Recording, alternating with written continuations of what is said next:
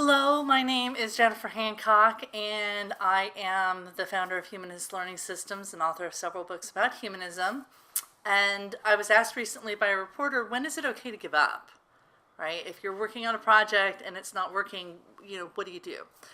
Well, there's a whole industry of self-help industry dedicated to helping people find motivation to keep going when the time gets tough. And it's absolutely important that we do keep going when times get tough, that we don't just give up. On the other hand, there's the definition of insanity is doing the same thing over and over again, expecting different results, right? So good perseverance, and when is it stupid perseverance, right? And when should we give up? Is there some rules to that?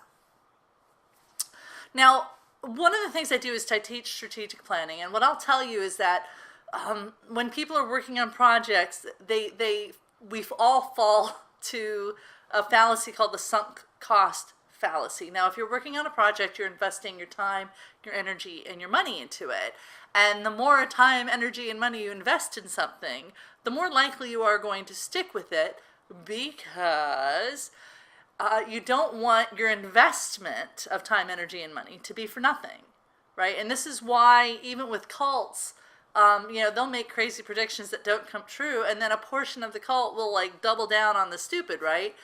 And it's because the cognitive dissonance of acknowledging that you made a mistake and that you're doing something that is stupid is so painful to people that they'd rather protect the fantasy and keep going and keep sinking costs into the project that's not working. All right. And that's not something we as smart people want to do. So yes, perseverance is good, but perseverance in the face of it's not going to happen ever is not good. So when is it okay to give up? How do we know when we should keep going versus how do we have a realistic motivation to keep going when the going gets tough, so that we're not making the mistake of falling for the sunk cost fallacy, but that we don't give up too early, right? So there's a balance there that has to be struck. And I think the key is to be realistic, right?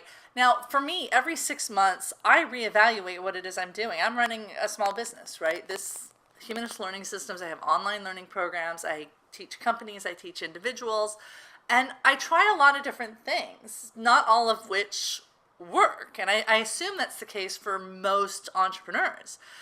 And it's also the case for people in businesses that are working on strategies for whatever the strategy is. Not every strategy is going to work. So every 6 months, I like to step back, look at what I'm doing, see if it's working, see if it's not working, and readjust. And what makes this easier for me to do is that I don't worry about sunk costs. I intentionally don't take those into account, because I want to make sure I don't continue to sink costs into something that's not working. All right, so what makes this easier is for me to be clear about my objectives. Now, I have primary objectives, secondary objectives, and tertiary objectives. My primary objective is to live a good life. And if I'm doing something that's interfering with that, it needs to stop, right? My secondary objective is to make the world a better place. And I'm doing that by teaching people how to use science to stop bullying, for instance.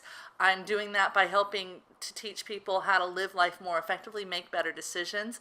I'm teaching that through humanistic management training, things like that. So that's, but those, I'm teaching people how to stop bullying using science kind of things are my tertiary goals. My primary goal is to live life fully, whatever that means to me, right? My secondary goal is to make the world a better place. My tertiary goal is to do that through these different projects that I have going on.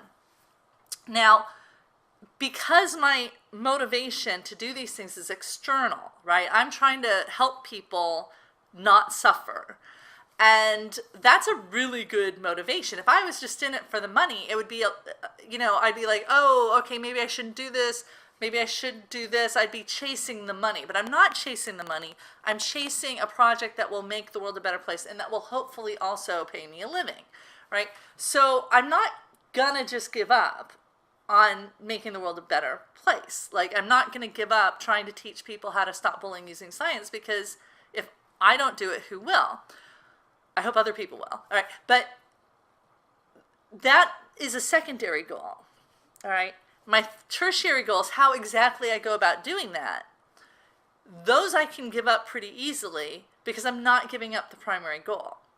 And that allows me to step back every 6 months and look at the specific projects I'm working on and seeing whether they're helping me get to where I'm going.